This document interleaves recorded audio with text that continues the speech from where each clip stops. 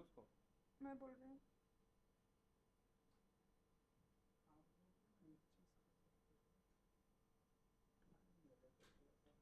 Yeah. Okay, perfect. We're good to go.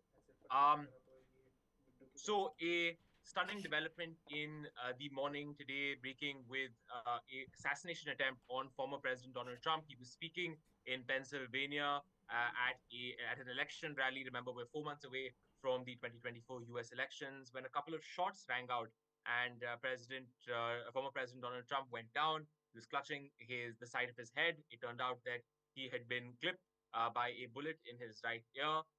And since then, there has been absolute pandemonium. He was rushed off the stage. There has been unanimous condemnation across the spectrum in the United States, across the world, on the attempt on the life of former President Donald Trump. What we know is that the shooter in question has been killed, and now there is a massive investigation ongoing. There are domestic repercussions, there are international repercussions, and joining us to help us unpack this is former Indian ambassador to the United States, veteran diplomat, Ambassador Meera Shankar. Ambassador Shankar, thank you so much for joining us. Could I ask you to give us your initial impressions of what you've seen unfold over this morning? What are the ramifications of this assassination attempt? Well, I think the good thing is that candidate Trump is safe and has recovered. The ramifications would obviously have been far more serious if it had been a successful attempt to kill the candidate. Secondly, it shows how polarized the US has become politically, and the wide cleavage between the two parties and their supporters.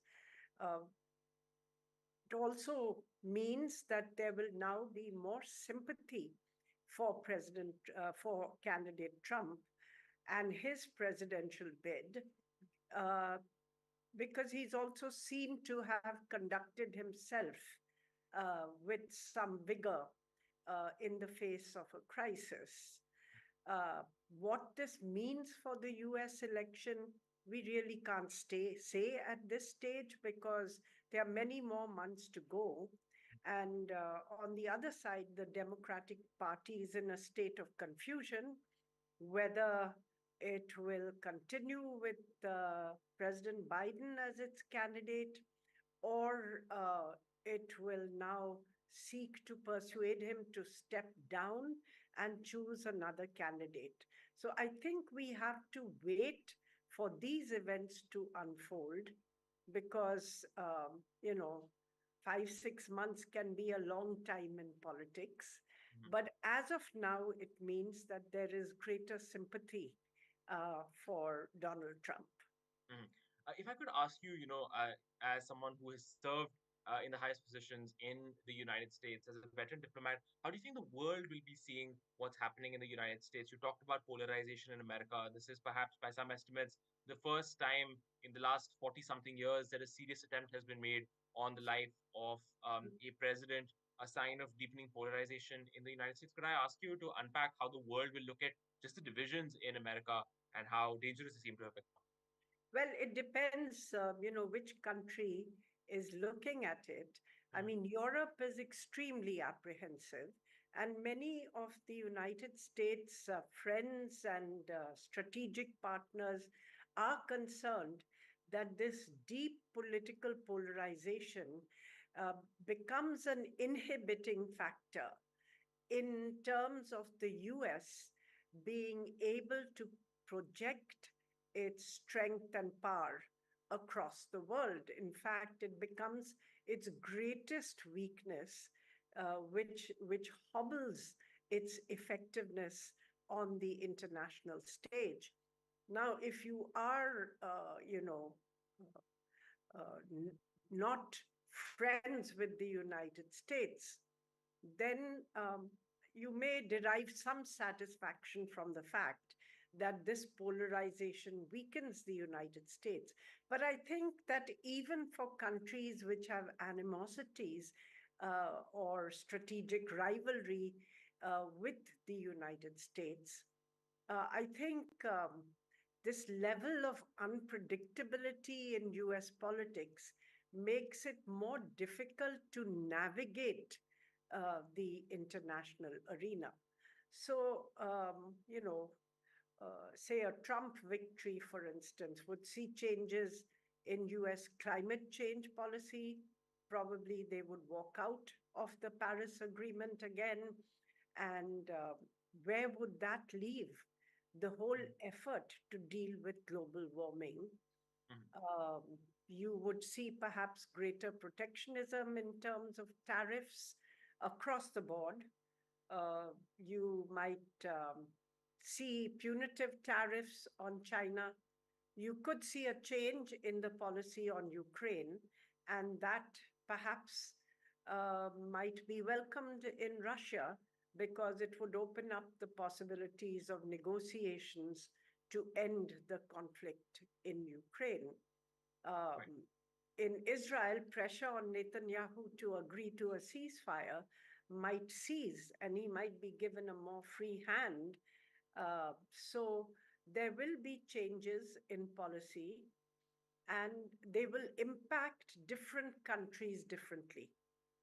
Understood. If I could ask you, if I may push you, I apologize, on this question of the impact on the elections in the United States. I know that you said that it is a little bit early, but you also alluded to the fact that it sort of plays in to Donald Trump's strength of being someone who's seen as tough and someone who is seen as someone who has always prided himself on something of a victim complex. This is, of course, played into that. President Biden, of course, has not been able to reverse the narrative about aging. There was already a substantial narrative flowing against President Joe Biden in his bid for re-election. Do you think that this just makes his job that much harder to convince the American public that he should be re-elected to another term in office? Yes, it does. I mean, I think the concerns on Biden's aging really will be the factor. I think that there is pressure from both Democratic donors, former Democratic leaders, and existing congressmen and senators for President Biden to step down. At the moment, he's hanging tough, but we still don't know because there are reports that donors have held up major donations which were in the pipeline uh, if Biden continues to be the candidate. So we have to wait and see how this process within the Democratic Party plays out. And if there is another candidate who is well known enough to challenge Trump at this short notice. But as of now, it definitely looks as though the cards are stacked in favor of Trump. Right.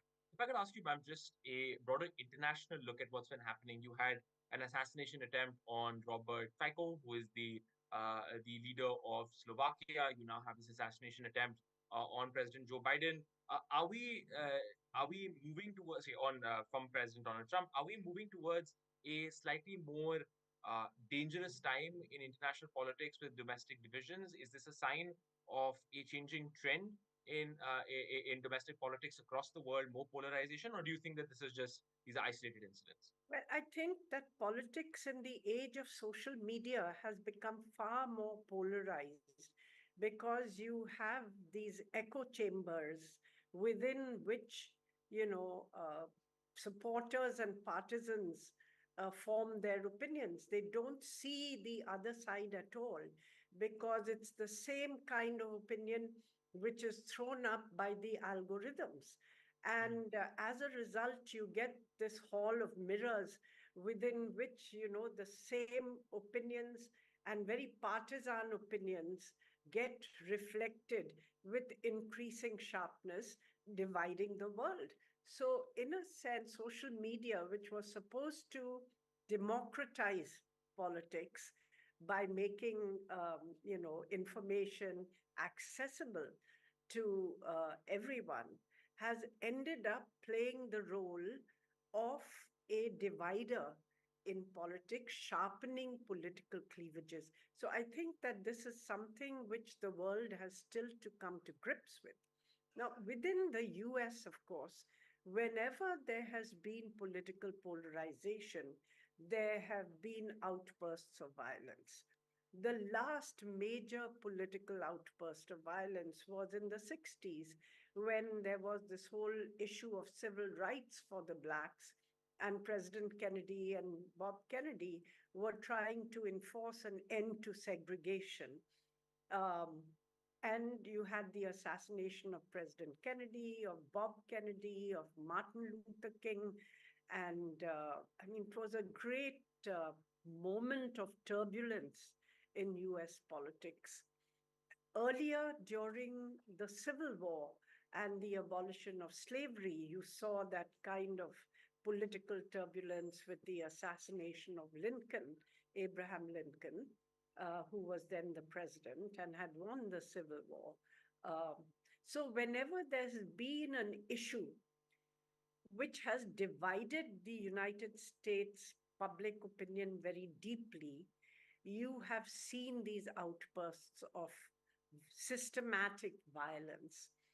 Of course, in recent years, I would say that the country has moved towards slightly more consensual politics, except now in the last decade or so, where we are seeing again a return to extreme polarization.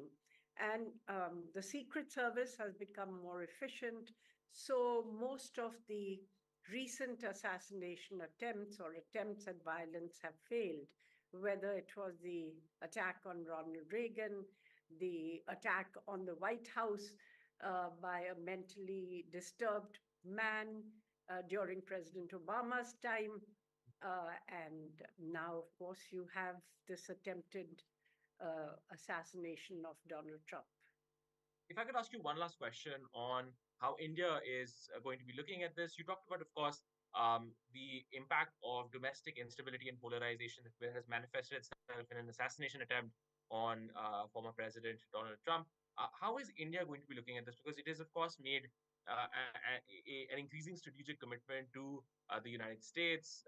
It wants the United States that is more engaged on issues that matter to India, whether that's climate change, whether that's China, whether that's the Indo-Pacific. Do you think that India looks at this level of domestic polarization, especially which has manifested itself in this assassination attempt? Do you think New Delhi and policymakers in South Bloc are deeply worried by something like this, or do they feel, as at one point in time Ambassador Shankar Menon used to say that America routinely goes through these cycles of conflict and renewal and regeneration? So is it just something we've seen before? Is this a film we've seen before, or is it something that is deeply worrying? Well, I've been pointing out to you that, whether it was the abolition of slavery or the civil rights movement or the anti-Vietnam movement, you've seen these periods of great polarization in the US. And then it has emerged from this, dusted itself up, and again been able to work together. So one would hope that is the case.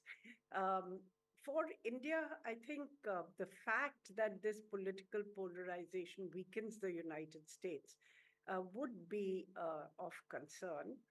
But at the same time, as far as relations with India are concerned, there's no polarization in the US. Both the Democratic and the Republican Party want to strengthen the strategic partnership with India as a part of their Indo-Pacific strategy.